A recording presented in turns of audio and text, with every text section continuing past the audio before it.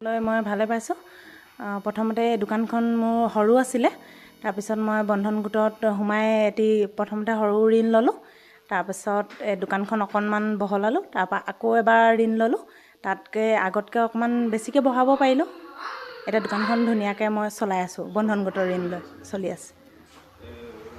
কেনেকুৱা পাইছে এতিয়া বন্ধন? ভাল পাইছোঁ। দোকানো ঠিকে চলি আছে। আগতকৈ অলপ বেছি বস্তুও ৰাখিব পাৰিছোঁ। ভালেই চলিছে। মই 10 বছৰ হ'ল চলাই আছোঁ। কিমান টকা পৰা আৰম্ভ কৰিছে?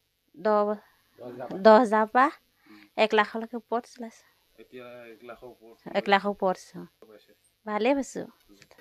আমাৰ এতিয়া মোৰ সোমোৱা 10 বছৰমানেই হ'ল নেকি। প্ৰথমৰ পৰা আছে। প্ৰথমৰ পৰা আছোঁ আমি। কেনেকুৱা পাইছে এতিয়া? ভালেই পাইছোঁ।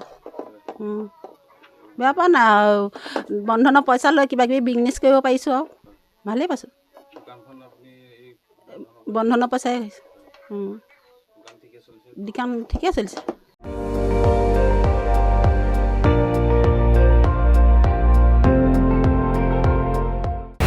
আপুনি চাই আছে ND24, সৰ্বশ্ৰেষ্ঠ নহয় সৰ্বোত্তমৰ দৌৰত।